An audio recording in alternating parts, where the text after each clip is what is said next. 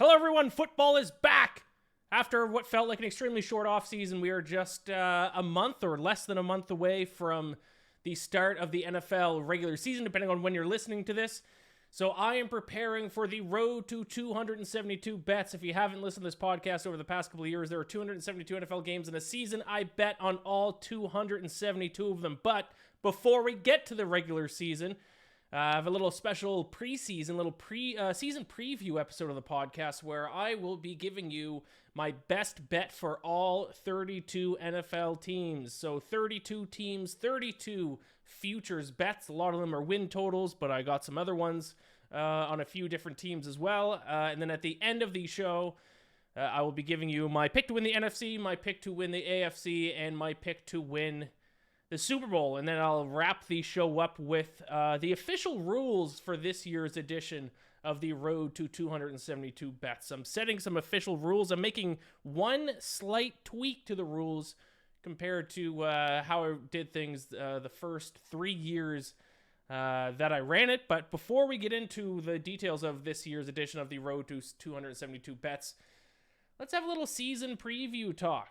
Like I said, I'm going to go through all 32 teams. I will go through them in alphabetical order. I will give you my best bet for all of them, my best futures bet. I will be releasing this. I'm recording this the night before the NFL Hall of Fame game, so I'll be recording this the morning of the Hall of Fame game. Yes, it's preseason. Yes, it's stupid.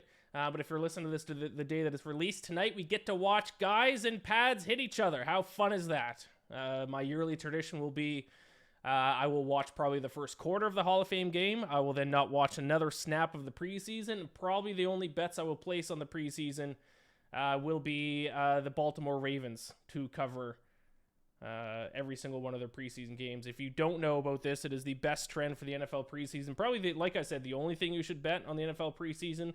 We'll see if it continues, but the Ravens 26-5 against the spread in their last 31 preseason games. For some reason, John Harbaugh loves to win and cover spreads in preseason. I also think they're like 22-0 straight up in their last 22 preseason games or something as well. So bet the Ravens in preseason. That's probably the only decent actual trend you're going to find. And there is, I'm not a huge trends guy, but there is some backing to it. It's clear that John Harbaugh does not just coach to get a look at his guys. He coaches to win those preseason games, and that plays a big effect in the preseason because a lot of coaches don't care if they win or lose. They just want to evaluate their guys. Harbaugh plays to win in the preseason. Have the books caught on to that? Probably, but that's the only thing I'm going to bet for the preseason. But like I said, 32 teams, 32 bets. I've also written up all of these bets over at BetSided, so if you want to know where I got the odds, head over to the written article version of this. It is over at BetSided. I will tweet it out as well. It's titled Best Futures Bet to Place for All 32 NFL Teams Before Opening Week. And the little widgets that we have in there are going to show you, if you live in the United States, the best odds to place each bet, depending on which regulated books you have in your given state. Which is also going to be a little twist of the Road to 272 Bets this season, as I will also have written versions of my picks.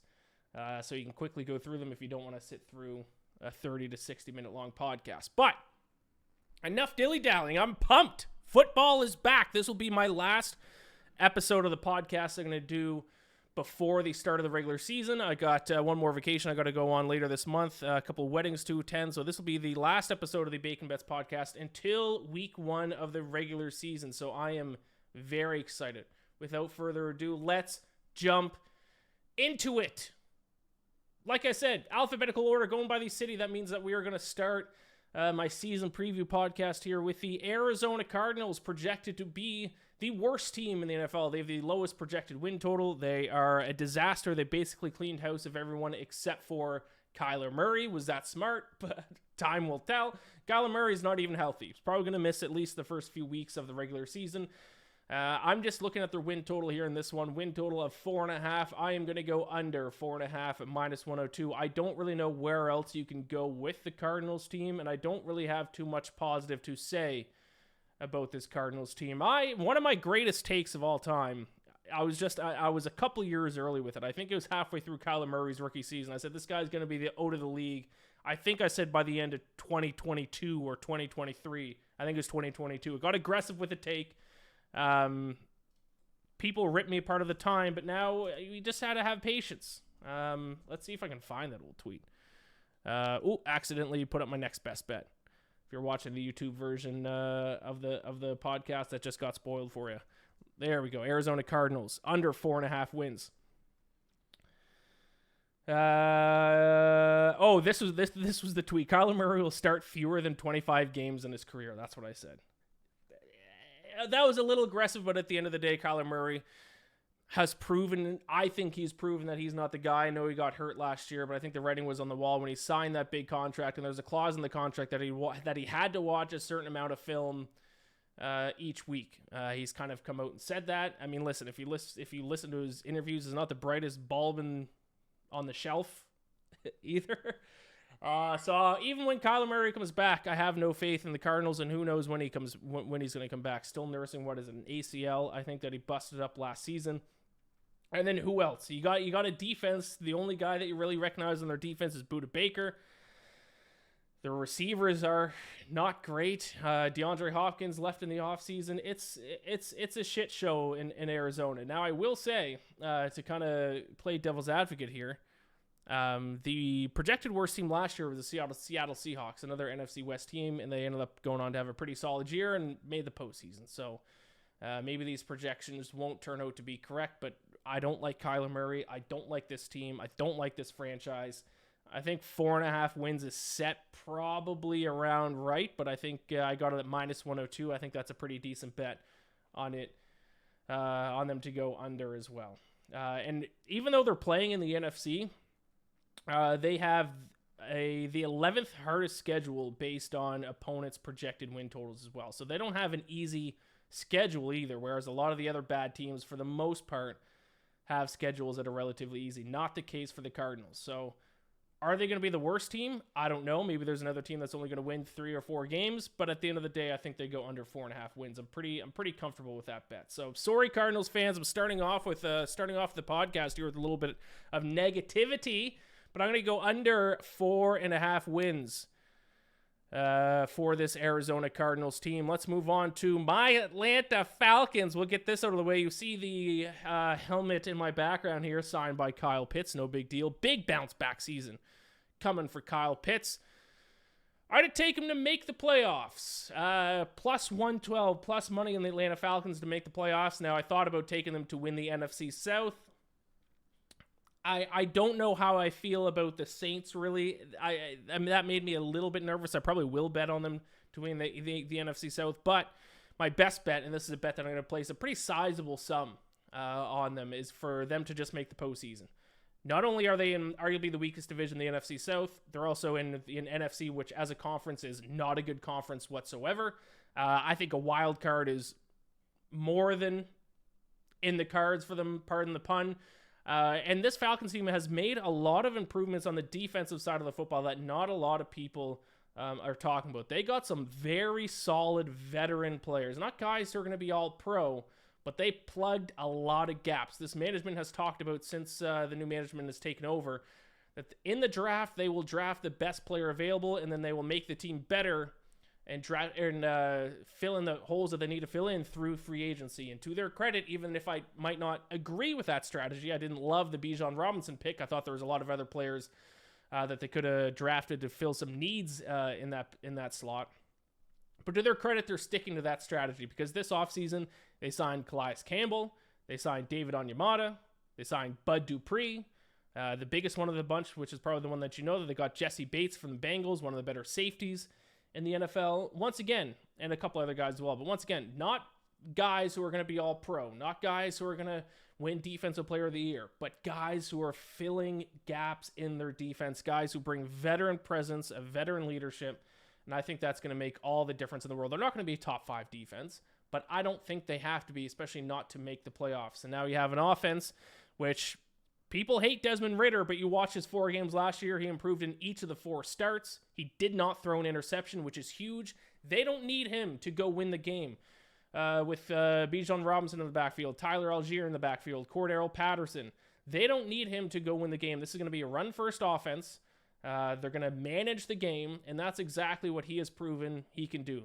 Don't turn the ball over. If he can not turn the ball over, hit Kyle Pitts, hit Drake London when he has to, then Desmond Ridder is going to be completely fine. So I know I say this every single year. I think I've bet on the Falcons to make the playoffs. I think every year that I've been a fan of them, and I think every year I tell people it's a great bet. But this time, I like this Falcons team. This is the most I've liked a Falcons team since the year after they lost the Super Bowl, when they went to the divisional round and Julio Jones dropped a ball in the end zone to win the game. Not a big deal. Yes, I'm biased. I get that. They also do have the second easiest schedule in the NFL by a long shot. If you look at Sharp Football Analysis of Warren Sharp's website, I'm not a big Warren Sharp guy, but his strength of schedule page here is pretty neat to look at. It's the Saints and the Falcons have by far the easiest schedules in the NFL, and it's not even close. So I like the Falcons. If you want to go their win total 8.5, I like the over there. I also just like them to make the playoffs. A little plus money bet at plus 112. Next up, we got the Baltimore Ravens. My best bet for them is to win their division, the AFC North, coming in at plus 220, even though Joe Burrow went down with an injury. Looks like he's just going to be out for a few weeks, so the divisional odds have remained the same. So I'm going to take the Ravens to win the AFC North. I think that's a pretty good price there at plus 220. Now, I will say, as much of as this is a bet on the Baltimore Ravens, this is also kind of a bet against the Bengals. But I'm going to talk about the Bengals when I get to them. This is a huge bet on the Ravens and Lamar Jackson. I think this is, I'm not as high on Lamar Jackson as a lot of people are. I think a lot of people still talk about and treat Lamar Jackson like he's the guy who won MVP in 2019. We have now seen 3 seasons since then. He has not put up any kind of similar numbers as he did in his MVP season. The last 2 years, the end of the season hurt. But now he does have the weapons. He has Odell Beckham. He has Zay Flowers. Mark Andrews, obviously. Rashad Bateman. Their defense, I think, might get back this season to being one of the best defenses in the NFL. Kyle Hamilton is an absolute beast. Patrick Queen, Marlon Humphrey, Roquan Smith. This defense is, I think, going to be a top 5 defense this year. But the number one reason why I like the Ravens, that last year, don't forget, made the playoffs and were a Sam Hubbard 99-yard fumble touchdown return for a touchdown away from beating the Bengals. And that was without Lamar Jackson. It was Tyler Huntley fumbled on the 1-inch yard line. Bengals returned it for a touchdown. If that one play didn't happen, I don't even think the Ravens had to score the touchdown there. As long as they didn't give up a 99-yard fumble return, they would have went on to win the game and advance to the divisional round. Of course, that did not happen. But my point is, this is now a much better Ravens team than last year, and I think they can claim the division win. But my number one reason why I like the Ravens this season, I think John Harbaugh is the best coach in the NFL. Or if he's not, he's top 3. I think the game is starting to pass Bill Belichick by. So I don't even think Bill Belichick's a top 3 coach anymore. The decisions he made last year were questionable at best. I think it's Mike Tomlin, Mike Vrabel, John Harbaugh, Nick Sirianni, Doug Peterson. You got to toss those names in there. But John Harbaugh might be my pick for the best coach in the NFL. So I like the Ravens. I think plus 220 is more than a fair price for them to win the division. I don't have any faith in the Browns, and I don't have any faith in the Steelers. So it's going to be Ravens or Bengals. I like the Ravens at plus 220 to win the AFC North. The Buffalo Bills. I'm kind of surprised by this, and I feel like I might be walking into a trap. But as you guys know who've listened to this podcast in the past, I try not to believe in traps. I try not to overthink them. Sometimes I just got to trust that my evaluation is way different than what sports books and bettors are evaluating for teams. So I'm going to take the Buffalo Bills over 10.5 wins. What I am surprised about is that that's what their win total's at. Only 10 and a half. That seems extremely low for a team who I don't think had their best stuff last year and still won 13 games. And they won 13 games, I believe, the year before, and I think 12 games the year before that. They've had 3 straight seasons. Yeah, they technically were 13-3 last year because they had the DeMar Hamlin game canceled against the Bengals. Even if you hand that loss to them, and they were losing at the time, they're still 13-4. So now are they gonna be 3 wins worse this year? I'm not high on the Bills. I'm not actually betting on them to win the AFC East. I'm betting on a different team to win the AFC East. but 10.5 wins seems kind of crazy to me. Net yards per play. If you guys have listened to the past editions of this podcast, you know it's my favorite stat in the NFL season. I think for good reason. Three of the four teams in the conference championship games last year were three of the four teams were top 3 in net yards per play throughout the regular season. I think there is quite a bit of merit to the stat. There's obviously exceptions, and there's other things you got to look at, turnovers and penalties and third down conversion, red zone rate. But my point is, the Bills were the 3rd best team in net yards per play last season. So actually, it was the Bills were the one team who were in the top 4 that were not in the conference championship weekend. The Eagles, Chiefs, and 49ers were 1, 2, and 4, and then the Bengals were like kind of middle of the pack. I'll talk about them a little bit more later. But my point is, the Bills were a top 3, top 4, at very worst top 5 team last year. They didn't make any huge steps in the offseason. They did make a few key re-signings like Jordan Poyer. I don't see why all of a sudden you can look at this team and think they're going to be 3 wins worse. Maybe they don't get 13 wins, but they'll get 12 wins. Heck, they can get 11 wins and this bet will win. So I'm shocked this total is only at 10.5. So it might be a trap. I might look back at this at the end of the year and feel stupid. But regardless, this is going to be my bet for the Bills is over 10.5 wins. Next up, we got the Carolina Panthers. And this is the first kind of one that I'm going a little bit off the beaten path here. I'm going to go with a player award for this one. I'm going to go Bryce Young to win Offensive Rookie of the Year for the Carolina Panthers at plus 420. The favorite to win Offensive Rookie of the Year as of recording this podcast is Bijan Robinson. Of course, I would love for Bijan Robinson to win Rookie of the Year for the Falcons, but he's kind of going into a situation where, and this is why I didn't love that the Falcons drafted Bijan Robinson where they did, was because they just had a rookie last season, Tyler Algier, who ran for over 1,000 yards. So, sure, Bijan Robinson might be more talented. Sure, he might be their main back. But at the end of the day, he's going to split carries. This is going to be a running back by committee between Algier, between Robinson and Cordell Patterson, although I think they're going to use him more a little bit in the receiving spot this year than they did the past couple years, but he will still get some carries. I don't know if Bijan Robinson will get enough carries to win Offensive Rookie of the Year, or at least to be, I don't think he's going to get enough carries to be favored to win Offensive Rookie of the Year. So I think that inherently leaves some value on the quarterbacks. The next 3 guys on the list are Bryce Young, CJ Stroud, and Anthony Richardson. I like Bryce Young the most. I think he's going into the best situation. I love that the Panthers went and got Adam Thielen in the offseason. That's a great veteran presence that he can use offensively. Also has DJ Chark, pretty solid. He has a good running game he can rely on with Miles Sanders. He has Hayden Hurst at tight end, a pretty solid veteran tight end.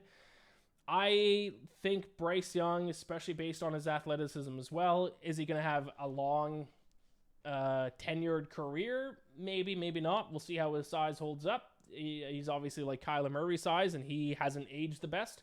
But his rookie year, Kyler Murray won Offensive Rookie of the Year, and I think we're going to see a similar rookie season for Bryce Young. So my best bet for the Panthers is Bryce Young to win Offensive Rookie of the Year at plus 420.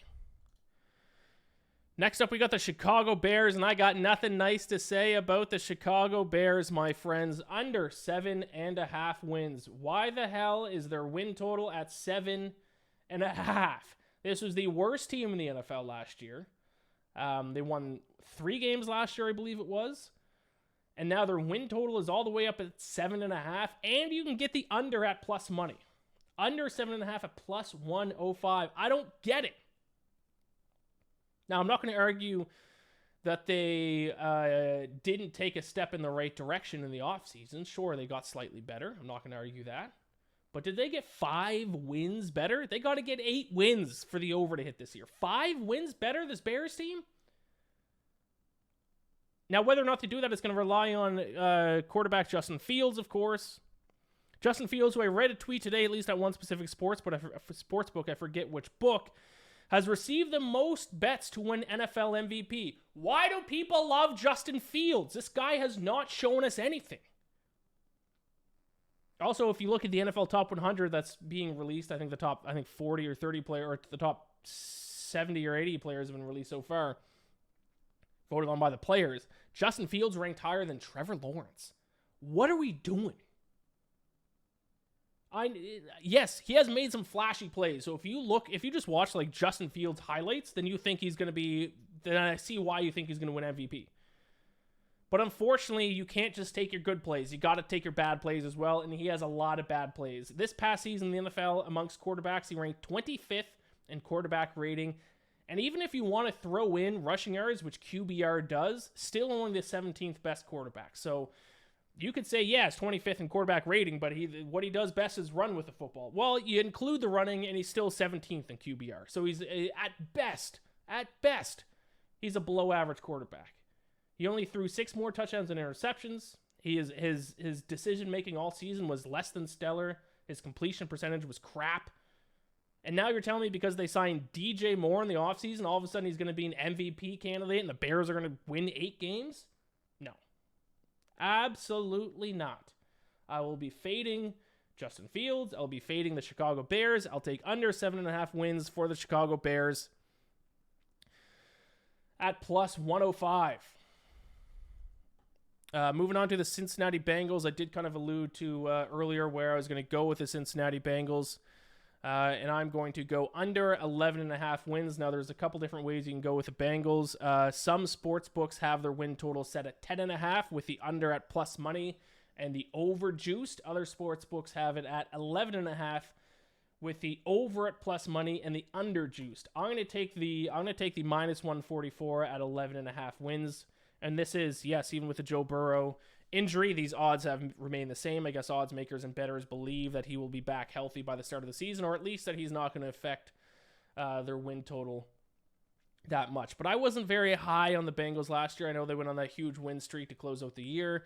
I know they were very close to advancing to the Super Bowl once again, but we're not talking about the playoffs. We're talking about the regular season. And at times, they didn't look great.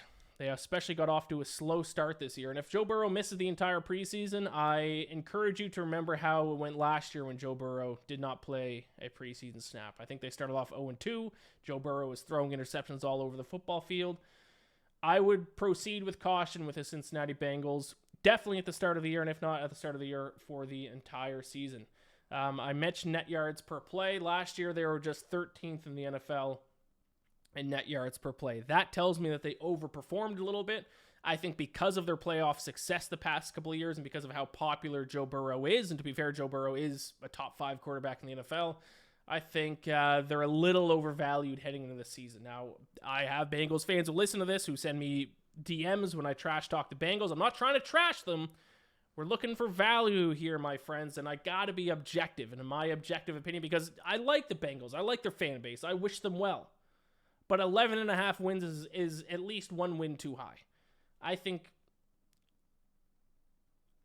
mean, 10 or 11. Do they reach 12 wins? I know last year I think they had 12 wins, right? They might have even had 13 wins last year.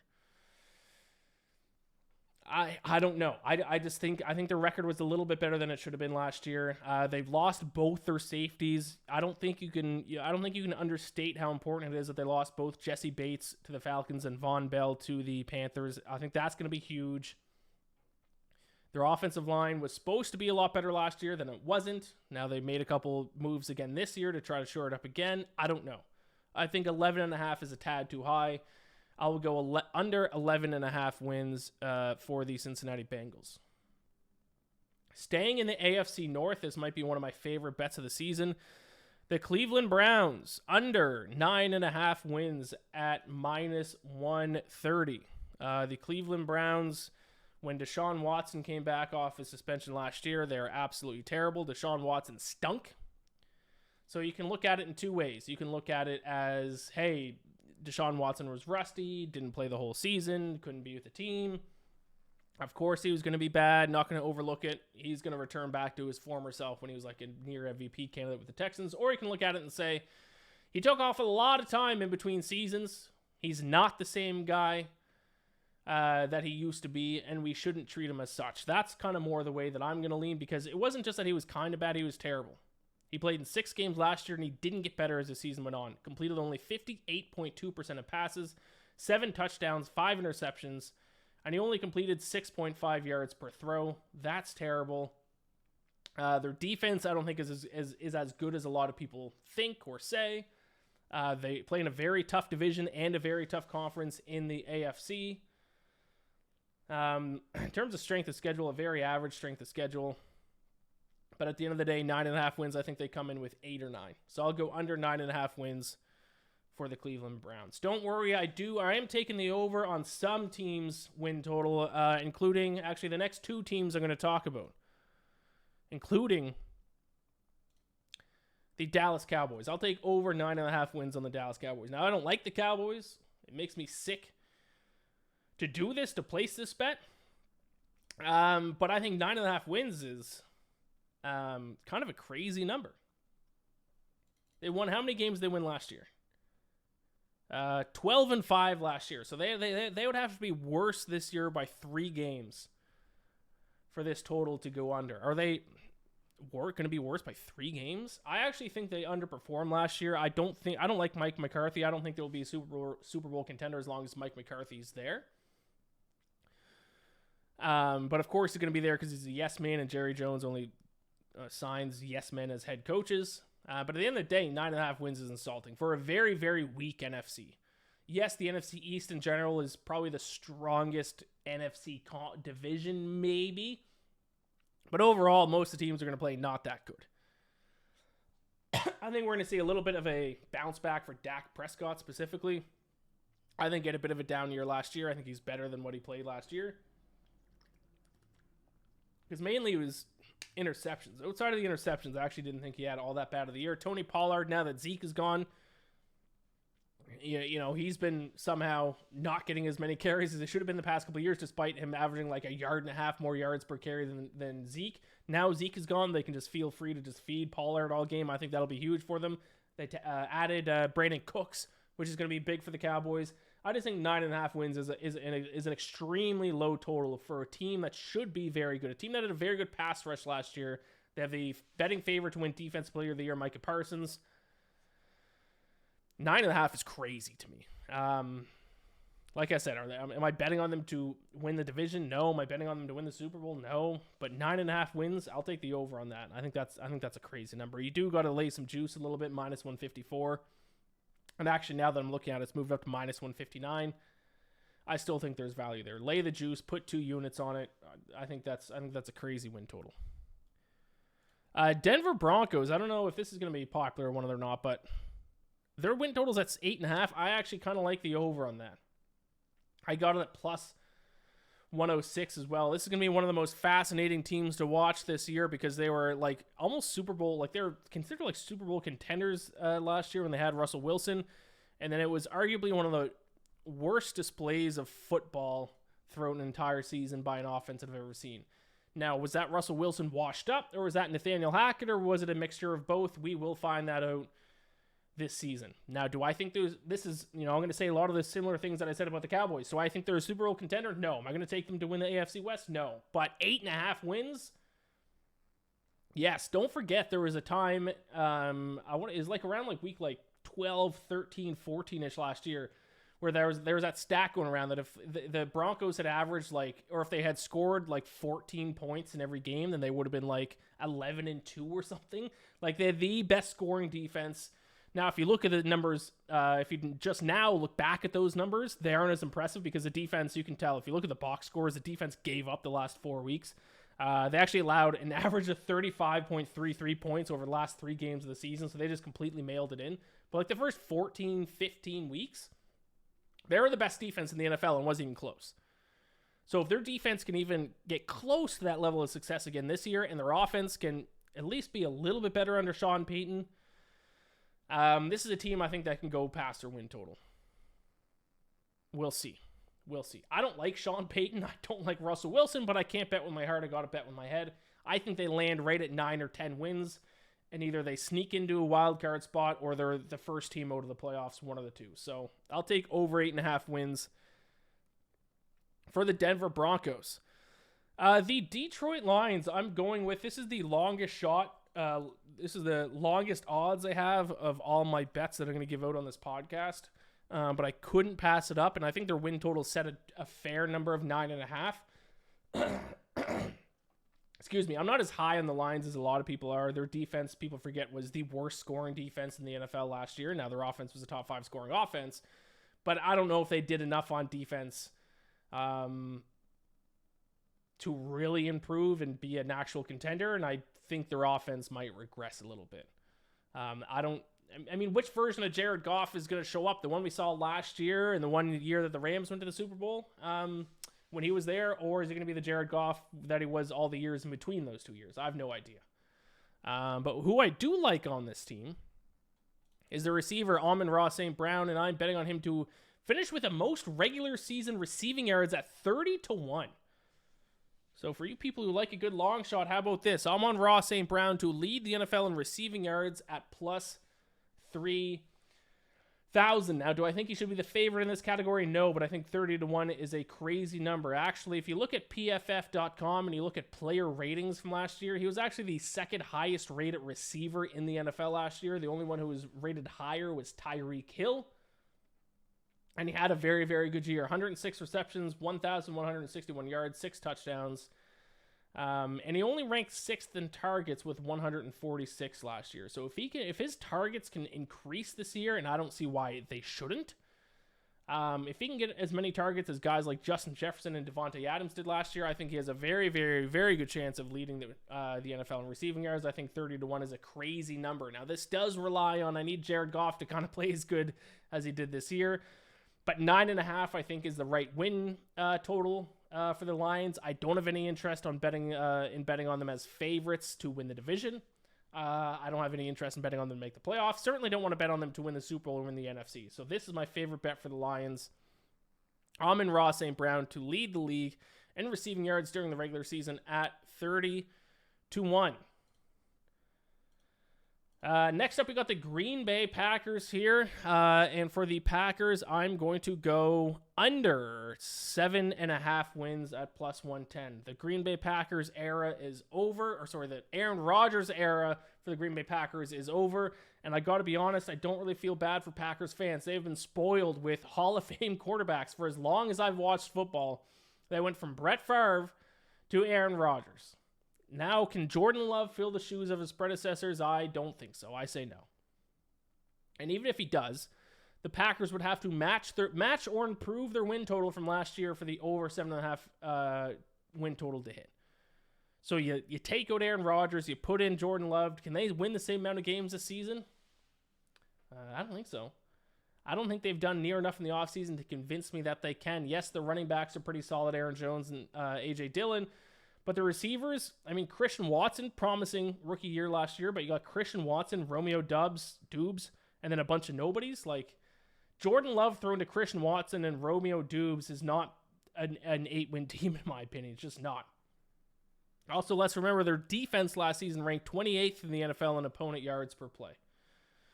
I'm out on the Packers this season. I will take under 7.5 wins for them at plus 110. And with that, I'm going to take a quick break. I didn't count how many teams I'm into this. I'm hoping I'm around the halfway point. I will come back and give the rest of my bets for the rest of the teams for the NFL 2023 season. I'll be right back. All right, let's keep things going here. The next team on the list is the Houston Texans, and I'm going to go with another player award for this one. I'm going to go Houston Texans, Will Anderson to finish Defensive Rookie of the Year. Now, the Defensive Rookie of the Year is extremely difficult to guess, but over the past number of seasons, it has largely gone to pass rushers. At least I think so. Maybe I'm wrong. Didn't Sauce Gardner win it last year? So maybe that's wrong. Defensive Player of the Year usually goes to pass rushers, so you think Defensive Rookie of the Year would follow suit as well. But I think Will Anderson is the bet here, especially at his price of 5-1. He was the first defensive player selected in the NFL draft. And one of the things I like about Will Anderson the most, I don't have a lot to say because, I mean, I don't really have anything to add outside of everything that was talked about him before the NFL draft. But he'll get to learn from new Texans head coach DeMeco Ryan. So I think is going to be a fantastic coach for the Texans, a guy who used to play for the Texans, and he should be able to mentor his rookie here. So I think this is a pretty solid bet at plus 500. I don't really have anything else to say. There was nowhere else I wanted to go with the Texans. And I think Will Anderson's the best bet to win Defensive Rookie of the Year. Moving on, we're going to stay in the AFC South. And I'm sorry, Colts fans, but I'm going to go with the Colts to finish with the worst regular season record of 15-1. This franchise, to me, has disaster written it all over it. With the recent stuff going on between Jim Irsay and Jonathan Taylor, who knows if he plays another snap for the Colts. I'm not a fan of Anthony Richardson, to be completely honest. If he does start, I think the Colts are probably better off to start with Gardner Minshew. But will they start with Gardner Minshew, or will they just give Anthony Richardson the start right out of the gates? We will see. He did not impress me when he played at Florida. And I'm surprised the Colts are at 15-1. They're tied for 6th on the odds list to finish with the worst regular season record. The Cardinals, Bucks, Texans, Rams, and Raiders all have shorter odds to finish with the worst regular season record. I don't agree with that because I think this team stinks. The receiving core, bad. Jonathan Taylor, like I said, who knows if he's going to play with him after Jim Irsay said ridiculous things to the media about him. Their defense is not great. It's a long shot bet. I think it's worth a few bucks, though. I'll take the Colts to finish with the worst regular season record at 15-1. Staying in the AFC South once again, the Jacksonville Jaguars. I will. This is a juicy pick. I think this might be the first minus money pick outside of obviously win totals. But I think minus 155 for them to win the AFC South. Yes, minus 155 is not going to get you up out of bed in the morning. It's not going to get you super excited. But we're looking for value, and at the end of the day, I think that's a good price on the Jaguars. I don't think any other team in this division can win the AFC South. You guys know how much I hate the Titans. I think they absolutely stink outside of their head coach. Colts, I think, are going to be the worst team in the NFL, and I don't think Texans are going to be much better. I would price the Jaguars as to win the AFC South at more like minus 185. So there's 30 cents of value here, in my opinion. Especially because this Jaguars team is only going to get better. This is a team that's a very young team, a team that should take a step in the right direction. Trevor Lawrence was arguably the best quarterback in the NFL in the second half of the season last year. They got a playoff win. Doug Peterson has proven he's one of the better coaches in the NFL. Calvin Ridley gets added to the mix this year. Obviously, you still wish he was on the Falcons. Not the case. So minus 55, like I said, not the sexiest best bet in the world, but I still think there's some betting value. I think it's a plus EV bet, as the pros like to say. I'll take Jaguars to win the AFC South. The Kansas City Chiefs. It's going to pain me to do this because I'm actually slowly starting to hate the Chiefs, as it usually happens when a team wins year after year. They have become the new Patriots. But I can't hate them anymore. I'm going to take them to finish with the best regular season record in the AFC at plus 320. So to be the AFC number 1 seed, plus 320. Last year, if you guys will remember, because they got rid of Tyreek Hill, people tried to big brain the Chiefs. I don't know what I said was going to happen. I don't know if I said they're going to miss the playoffs or just not win the AFC South. I know I made a bet with my coworker Joe Summers that I think the Colts were going to finish with a better record than the Chiefs last year. But my point in saying this is what happened. They went on and obviously won the Super Bowl. So it's time to stop big braining the Chiefs. We just need to accept that they're the new addition. They're the 2020 version of what the Patriots were from the years 2001 through 2019. The Chiefs are just going to be the number 1, number 2, number 3 seed year after year. They're going to be in the AFC Championship almost every single year. It's just the way it is. We just need to accept it. As long as Patrick Mahomes is there, they're going to continue to win games. So I'm done doubting the Chiefs. I will now be betting on them this season. AFC number 1 seed plus 320. I think it's a pretty fair price. Who else could realistically be the number 1 seed? The Bills, who have a win total of 10.5. The Jets. I'm missing an obvious team.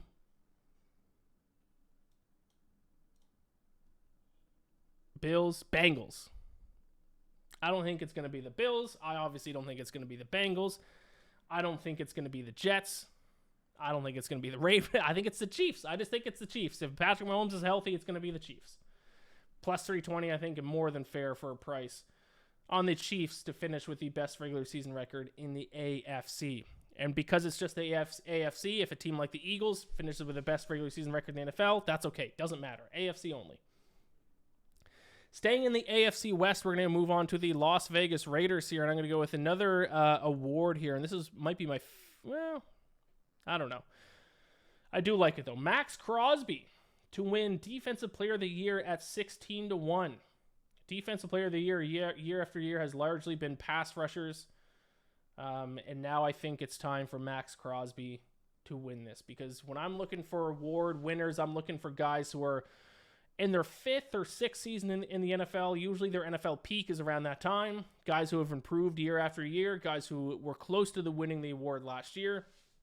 And all this stuff adds up and points towards Max Crosby, especially at his current odds of 16-1. He has improved every single year. He's entering his 5th year, so he's entering his prime. Last year, he led the NFL in tackles for a loss with 22. So he had 12.5 sacks, did not lead in sacks, but the fact that he led the NFL in tackles for a loss tells me that he's getting off his blocks, and these sack opportunities are going to be there. 12.5 sacks is actually kind of underperforming, I bet you, for him last year. Also, it is worth noting that the Raiders' rookie, Tyree Wilson, who was also a pass rusher, will be playing on the other end. So hopefully him being there will take off a little bit of attention from Max Crosby, free him up a little bit. So yes, the Raiders are going to be bad. I don't want to bet on them in any fashion except for this. I think at 16-1, I think this is the best value bet on the board to win Defensive Player of the Year. Max Crosby, 16-1. Chargers sticking in the AFC West here. I'm going to take Justin Herbert to finish with the most regular season passing yards at plus 700. And I think actually based on the widget here on my article that I'm looking at, it's down to plus 650. So I'm not the only one who likes this bet. He finished second in the NFL. He's second on the odds list to lead the NFL in passing yards behind only, obviously, Patrick Mahomes. And last year he finished second in total passing yards, I believe. But there's a few signs this year that he is going to surpass Patrick Mahomes and potentially lead the NFL in passing yards. Number one, no team throws the ball more than the Los Angeles Chargers.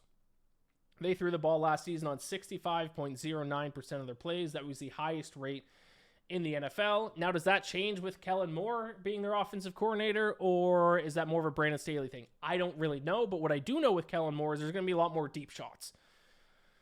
Last year with your offensive coordinator, I forget who the name is slipping my mind right now, but a lot of dump-offs, a lot of Austin Eckler swing passes for Justin Herbert last year. I think this year with Kellen Moore, I think we're going to see a lot more deep shots. So if they throw the ball as much as they did last year, and a lot more of their throws, those throws are going to be deep balls, Justin Herbert's going to rack up the passing yards. And actually, I should correct myself. The Buccaneers threw the ball more times than the Chargers did last year. Obviously, that's very different. I would be shocked if with Baker Mayfield they throw the ball as many times as they did with Tom Brady. So Chargers were second in the NFL in passing rate last year. But with Tom Brady gone, I think they're probably going to have the highest passing rate, unless Kellen Moore for some reason decides not to. So I like Justin Herbert to lead the NFL in regular season passing yards at 7-1.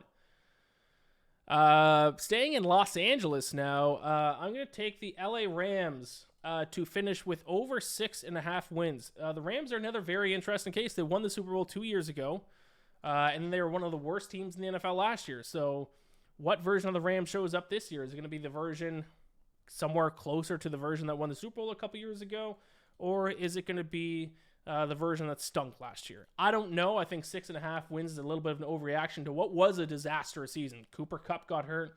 Matt Stafford got hurt. They had a lot of bad bounces go against them. A lot of injury, bad luck. I don't know if they're going to return to being, winning the NFC West. I don't think they're going to be a Super Bowl contender. But they have enough playmakers, enough good players, enough good coaching to go over 6.5 wins. That's a very, very low win total in a 17-game season. All they have to do is go 7-10.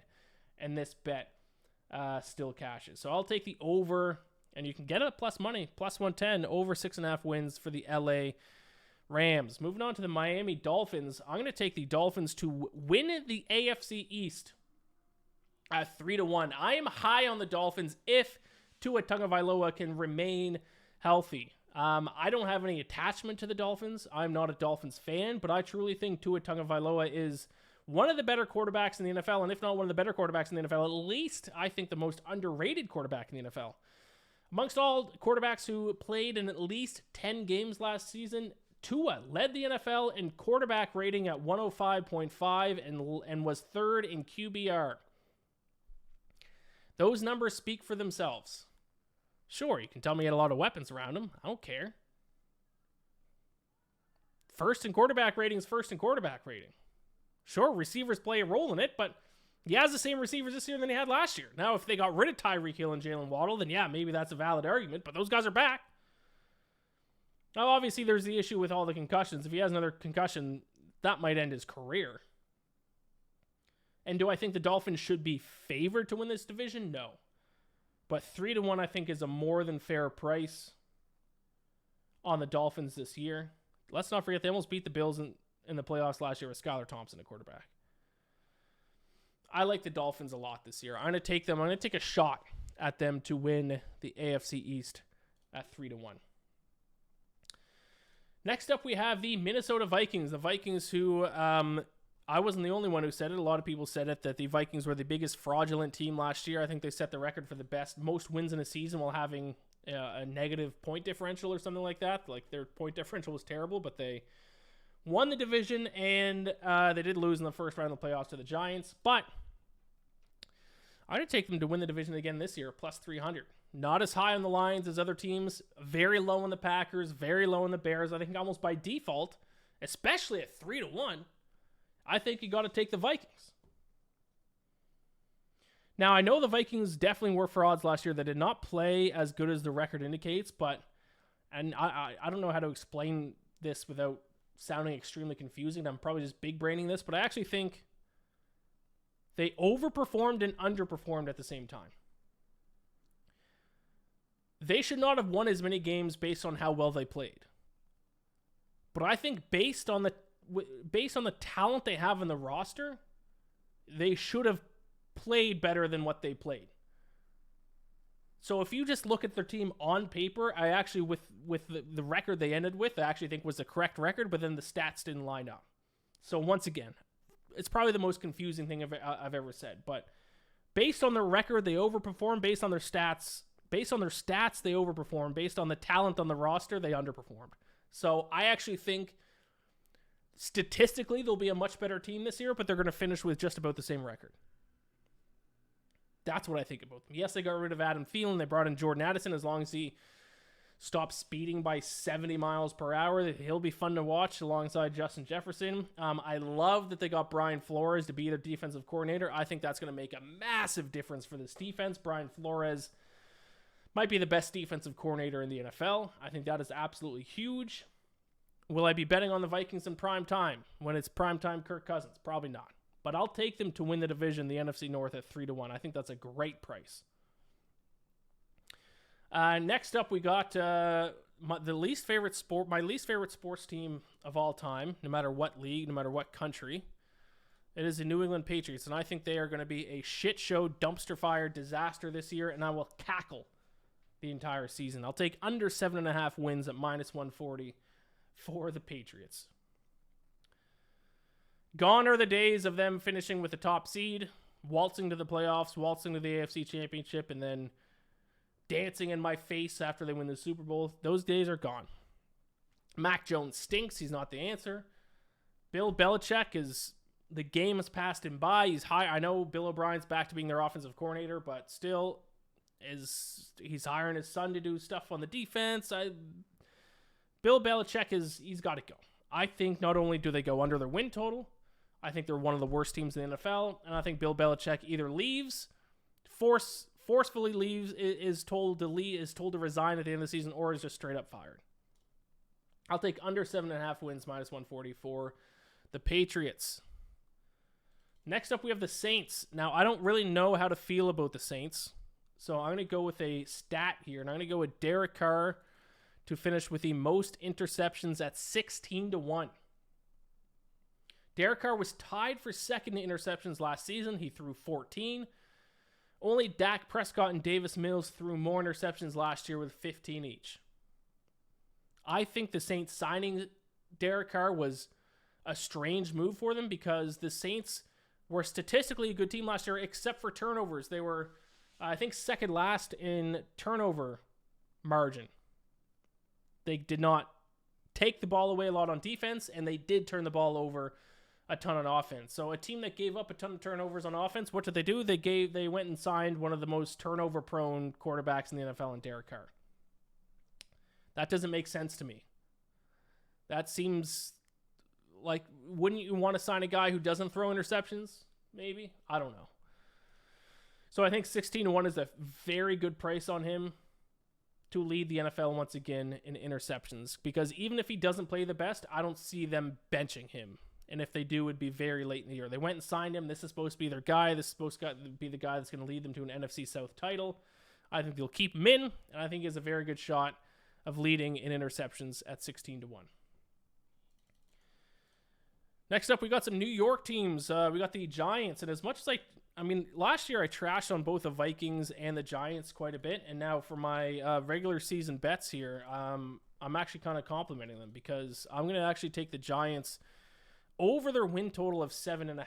Now, were they as good as they were last year? No. As good as the record indicates last year? No. But they are a relatively young team. Brian Daboll, through one season, looks like he's a very, very, very good coach. And we've seen time and time again, and this is part of the reason why the Giants won as many games as they did last year, a good coach in the NFL will drag a team to a certain amount of wins. A good coach can drag a team to 8 wins, to 9 wins, to a wild card berth. And I think Brian Daboll is good enough to do that. Daniel Jones took a step forward last year. We'll see what Saquon Barkley does on this bizarre one-year contract that he's on. We'll see if their receiving core can do anything, if their defense can do anything. They couldn't stop the run last year. But especially in a relatively weak NFC conference, I think 7.5 is a win too low. I will take over 7.5 wins at -106 for the New York Giants. New York Jets, I'm going to take Robert Saleh to win Coach of the Year. Now, if you listen to this podcast, you know that I was high on the New York Jets all last year. I bet on them at some point to win the Super Bowl, I think at 100-1. They had a top 2 defense, top 3 defense. I don't think you can argue that fact very much. But nobody really noticed about how good their defense was because their offense was so bad. So now with Aaron Rodgers, if he does what a lot of people expect him to do and he fixes this offense and they win games, I think Robert Saleh is going to get the credit that he deserves. This is a defense that allowed the second fewest yards per play at 4.8 and the second fewest points per game at 18.6. Aaron Rodgers and this offense do not need to do a lot to win games. They score 21, 24 points a game. They're going to have a very, very good record. People then recognize just how good the Jets defense is, and I think that's a path to Robert Saleh winning Coach of the Year. So my best bet for the Jets is for Saleh to win Coach of the Year at 16-1.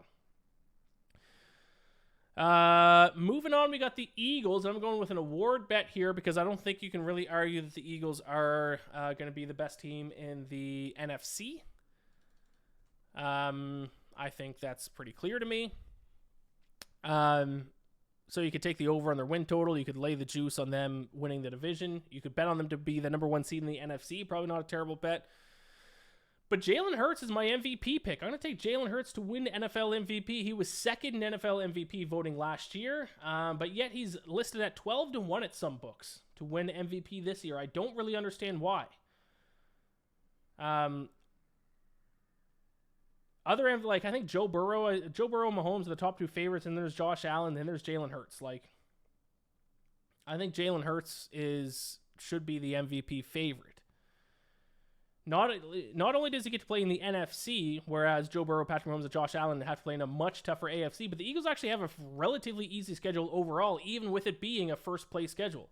They have the 13th easiest schedule in the NFL this season, and amongst NFC teams, it's 1, 2, 3, 4, 5. Well, most of the ones whose easy schedules are NFC, 6, 7.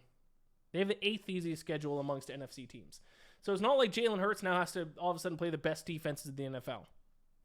I think Jalen Hurts can throw for a ton of yards. He can rush for a ton of yards, score touchdowns with his feet, throw for touchdowns. I think he's only going to improve. He's still very young, or at least in NFL years. I know that he spent some years in college, but he's 24.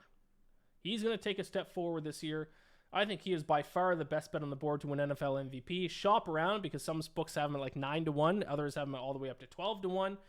I will take Jalen Hurts to win NFL MVP for my best bet for the Eagles. The Steelers, I will go under their win total for the Steelers. It is set at 8.5, and it is plus money to go under. And I will go under with their win total. I'm seeing some people give out Kenny Pickett as a dark horse MVP candidate. I actually didn't really like what I saw from Kenny Pickett last year. He had flashes of he looked okay, but I thought he made a lot of poor decisions, turned the ball over a lot.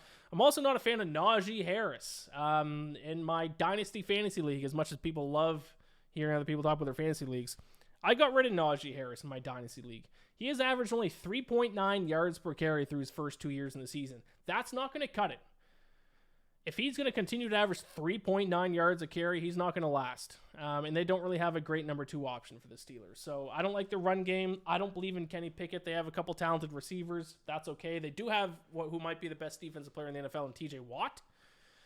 But I'm just not high on the Steelers. And this is a win total that you can take. I got under to 8.5 wins at plus 120. There's 9s out there. If you don't feel comfortable with 8.5, you can go under 9 for even money. I know it's Caesars specifically. Mike Tomlin could just drag them to another 9-win season. That's certainly possible. I think Mike Tomlin is a top 3 coach in the NFL. Regardless, tough division, tough conference. Don't believe in their offense. Under 8, is Matt Canada still there? And that's huge. If Matt Canada is still there, then I love this bet even more. And I assume that he is. Yeah, still the offensive coordinator for the Steelers. Matt Canada sucks. Might be the worst offensive coordinator in the NFL. Steelers under 8.5 wins at plus 120. Next one is the juiciest bet that I have. And by juicy, I mean like it's the one with the shortest odds. I apologize. I looked everywhere for this team for any kind of better bet. I couldn't find one. I'm keeping it simple. The 49ers to win the NFC West at minus 200. I don't know what to think of this. I mean, Brock Purdy in the games that he played was one of the best quarterbacks in the NFL. Is Brock Purdy, Mr. Irrelevant, going to play that well again this year? I don't know. But what I do know is their defense might be the best defense in the NFL. I believe they were the top scoring defense last year. I'm not high on the Seahawks. I'm certainly not high on the Cardinals. I don't think the Rams have enough to win the division. I think by default, the 49ers are far and away the best team in the NFC West. If you can find a better bet, please send me a DM on Twitter. Or comment on this YouTube video if there's a better bet that you like for the 49ers. I think their win total is set at a very fair number. I didn't like the over or the under on their win total. Let me see if I can find it here. 10.5 for their win total. Yeah, I don't want to. Do I want to take under 10.5 wins with their defense? No. Do I want to take over 10.5 wins with the questions of quarterback they have? No. I'm just going to take them to win the division because I think by default they win the NFC West.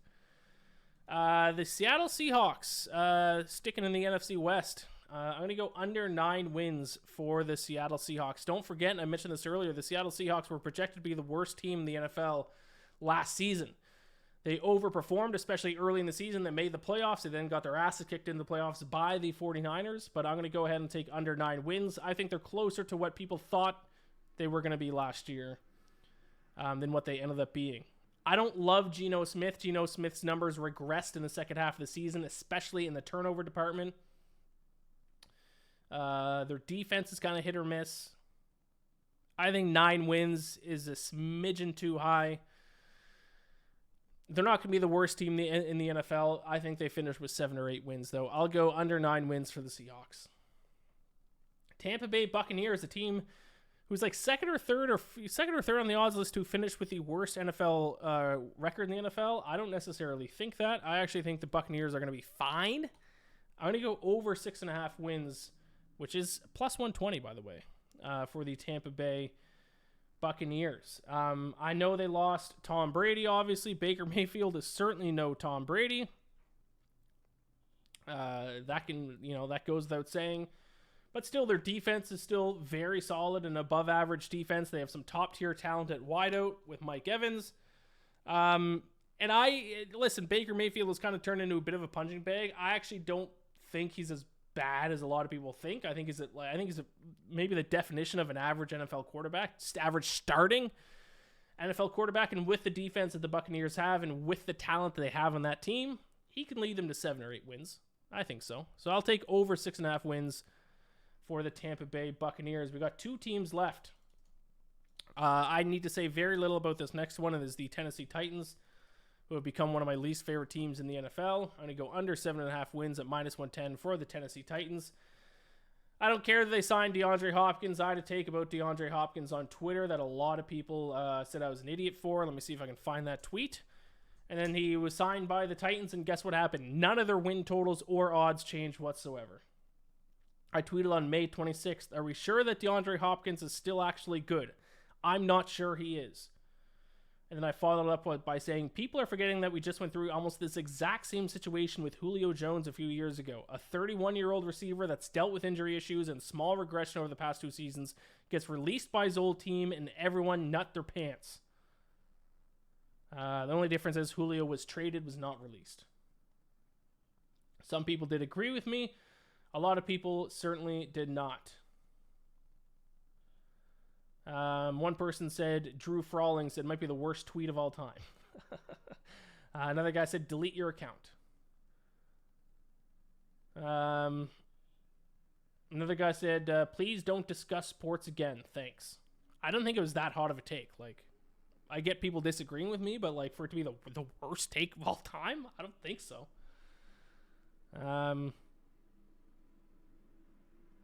Yeah.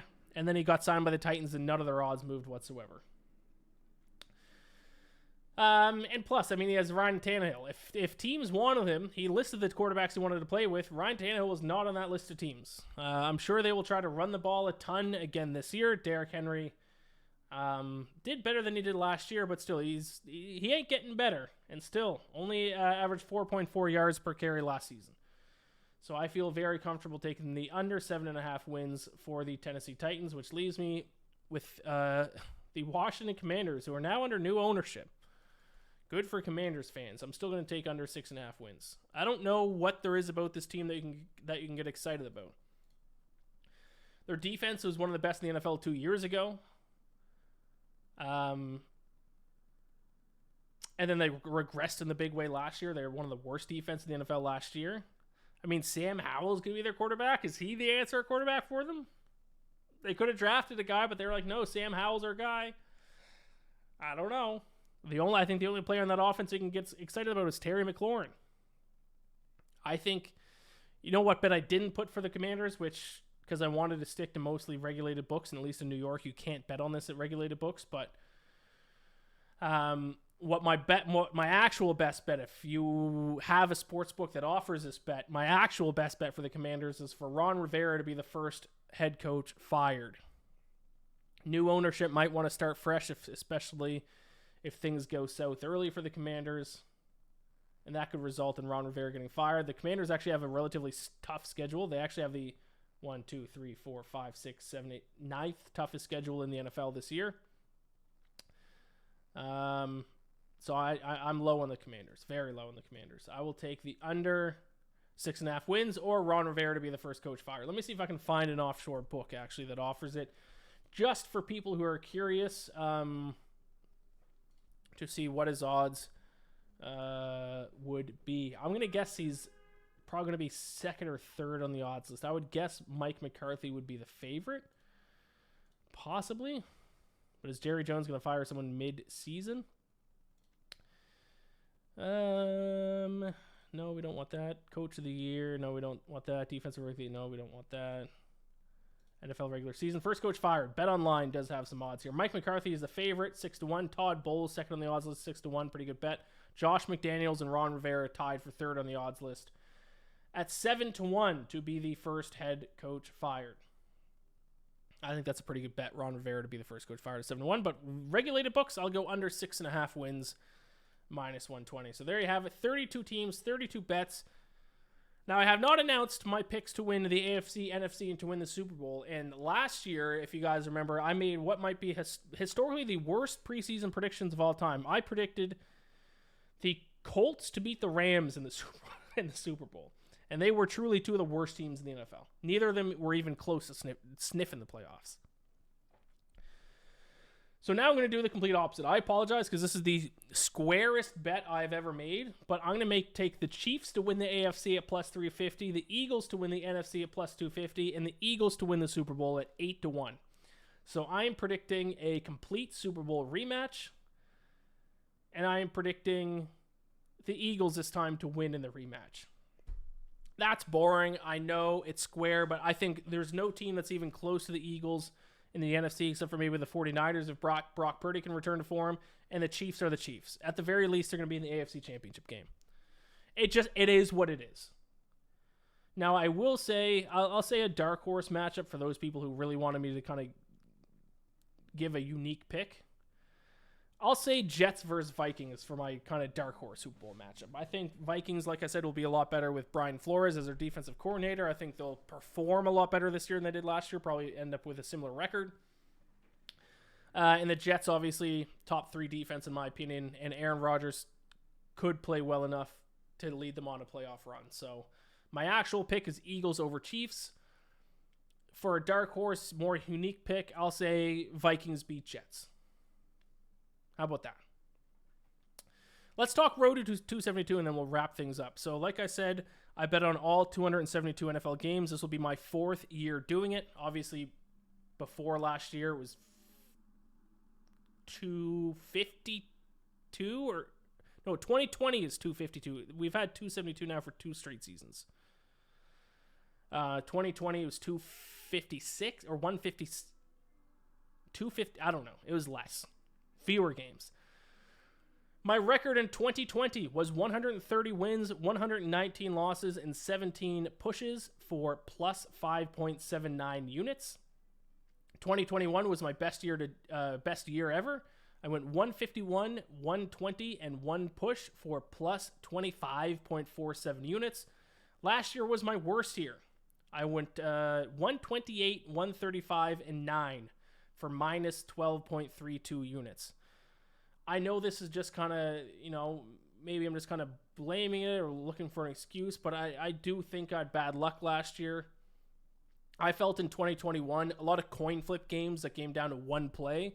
A lot of them went my direction in 2021. I had good luck in 2021, and then last year I had bad luck. I think a lot of coin flip games that come down to a play or two went against me last year. So it is what it is. We're going to try to at least beat last year's record, and my goal every single year is to finish in the black. If I'm up 1 unit at the end of the year, I deem that a success. Betting on every single game is tough. So my all-time regular season record on the NFL, and I did not put in the units here for some reason. Let me see if I can find them. Road to my all-time record. I don't know why that came up, the graphic there again. I don't have it. I can just use my calculator here.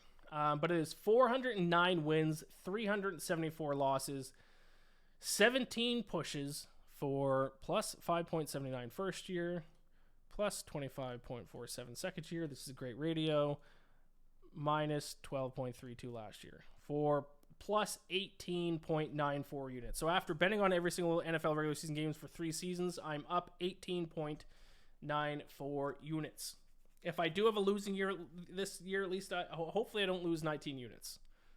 That's kind of a secondary goal. Now, I did recover a lot of those losses in the playoffs last year. I went 11-2 in the playoffs last year. The only 2 bets I lost were the Bills to beat the Bengals in the divisional round, and I had the Eagles -1 in the Super Bowl. Other than that, I went 11-2 for plus 8.33 units. So including the playoffs last year, my final record looked a little bit better, 139, 137, and 1 for minus 3.99 units. Just a little recap so you know, for those who haven't listened the past few years, how I have done betting on every single game. Now, the rules for this year, I've written out 6 rules for the road to 272 bets this year. Number 1, it's obvious. I will place 1 bet on all 272 games. 272 games, 272 bets, no more, no less. Rule number 2, all 272 bets will be 1 unit flat. There will be no 2 unit plays. There will be no half unit plays. It is not betting to win a unit. I am placing a 1 unit flat bet on every single bet, no matter what the odds are. Number 3, and this is where there's a little bit of a change this year. And I'm curious what your thoughts are on this. Leave a comment on the YouTube video or send me a DM on Twitter. But a bet will be on the spread, on the total, on the money line if it's an underdog, or on a player prop. So that is the big change this year. The first 3 seasons, I did not do player props. I only did spread, total, and money line underdogs. I'm adding in player props. I think betting on every single game in the NFL season is hard enough. I think completely limiting my options to not use player props, I'm just making it harder for myself unnecessarily.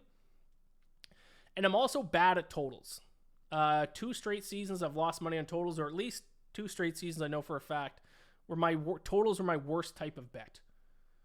Last year is by far my worst type of bet. So this way, sometimes I had to force total bets because I didn't like the spread whatsoever. This way, it gives me a little bit more leeway where if I don't like the spread or the total on a game, I can look at player props instead of forcing a spread or total bet. With that being said, I will always primarily look at spread first and then total money line. If I like a spread, I'm going to go with that direction first just because that's going to be the most common type of bet that people are going to want to look for. And it's the bet that I've done the best with over the years. And then the caveat to this third rule is I don't bet money line favorites. People who listen in the past know this. If I'm betting a money line, it is on the underdog. I do not bet money line favorites. That's a cowardly move. Rule number 4 is that I must place at least one money line bet each week. One money line underdog bet each week. That is a rule I've done for the past couple of years. I'm keeping it up. Sometimes when I don't like any big underdog, the underdog is like a plus 105 play. But as long as they are an underdog on the money line, I will place at least one of those weeks. Sometimes I place 2 or 3. Rule number 5, the bet will be placed at a regulated New York sportsbook. This is another change. Last year, I did place some bets at offshore sportsbooks. I will not do that this year for transparency's sake. I live in New York. That is where I'll be placing my bets. So all of the bets will be placed at either BetMGM, BetRivers, FanDuel, Caesars, PointsBet, WinBet, or DraftKings. Those are the regulated mobile sport betting apps in the state of New York. That means I cannot use Bet365. I cannot use Barstool Sportsbook. Those are the 2 off the top of my head that I know don't operate in New York. I'm sure there are others as well. And last year, I was using offshores like Bovada and BetOnline. I will not be using them. And Pinnacle was another one. And I can't bet Pinnacle because they caught me betting on that site while living in New York. So I got a very firm warning from Pinnacle not to bet while I'm in New York. So I won't. So regulated New York sportsbooks only. Now, obviously, if you're going to tail my bets, please find the best odds available for you. And that might be at a sportsbook that's not regulated in New York. And the 6th and final rule is all of my bets will be tracked at BetStamp. My BetStamp account is the same as Twitter, at IainMacBets, IAINMAC Bets. Right now, all my picks are public, but I will do the same thing I did during the football season last year, and I will make my picks private. And will only be shown at the conclusion of the game. That way, I'm forcing you to at least consume some of my content. Even if it's just reading the written article on BetSided. I do a lot of work betting on 272 games. It's a lot of extra time. All I ask for you is that you give the article a click or give the podcast a listen or watch on YouTube. And if you are watching it on YouTube, like the video and subscribe to it. That's all I ask. Some people last year were going straight to my BetStamp account to find the picks. They DM you saying, why can't they see them? I don't ask for much. This is all free content. All I ask is that you give me a click. But they will be tracked on BetStamp, and they will be verified on BetStamp. Beside each pick, it'll have a little verified logo to show that I haven't edited it or put it in afterwards. They'll all be put in on BetStamp when I place the bet, and then you will see that they are all verified at the conclusion of the games. So full transparency. This is my 2nd year tracking them on BetStamp. 2020 and 2021, I did it on an Excel sheet that was public, but that was a lot more work. It's a lot easier on BetStamp and a lot more easier to verify because even though I was putting odds into an Excel sheet, there was no way for you to verify those were actually odds that were available at a sports book. So I'm trying for full transparency here. Feel free to follow me at BetStamp, or you can go ahead and try to audit my account if you want. I have nothing to hide. I lost 12 units last year. I was very open about it. I'm not a professional bettor. That should be rule number 7. I'm not a professional bettor. I do this for fun. I do it for entertainment. My goal is at the end of the season to not be down money. Why? Because I find betting on sporting events makes the game more exciting to watch. If I can bet an entire season's worth of games and not lose money, then I made those games more entertaining for myself at no cost. Even if I lose a couple units, it's worth it because I find betting on games make them a lot more enjoyable to watch, especially when it's, the Texans against the Colts on a Sunday night football or on a Thursday night football game. If I didn't have money on the game, I wouldn't care. Putting money on it makes it entertaining to watch. Please bet responsibly. Especially me with, I do one flat unit on every pick, but my units are a very reasonable size. I'm not betting thousands of dollars on these games. If I was, I would have a panic attack every Sunday. So I would encourage you to do the same. I'm not a professional bettor. 99.999% of you listening are not and will not be a professional bettor. It is something that us bettors just need to accept. So let's have some fun with it. If you want to tail me, best of luck. If you want to do 270 with Road to 272 bets yourself, I believe Cody Wells was doing it himself last year. Shout out to him. Please do. Keep me updated how your Road to 272 bets does. I'm very excited for this NFL season. I will be back week 1 of the season. I don't know when the episode will be released for week 1, but the next time you'll hear my voice on this podcast will be for week 1 of the Road to 272 bets. Thank you all so much for listening to my season preview episode. If you're listening to the audio version of this, rate the podcast and review it. That helps me out a ton. For some reason, the numbers tell me I'm big and hungry. I don't know why. Shout out to the Hungarians out there. If you're watching this on YouTube, like the video and give me a subscribe. That would be much appreciated as we head into the NFL season, which is by far the best part of the year and my busiest part of the year. So thank you all so much for listening.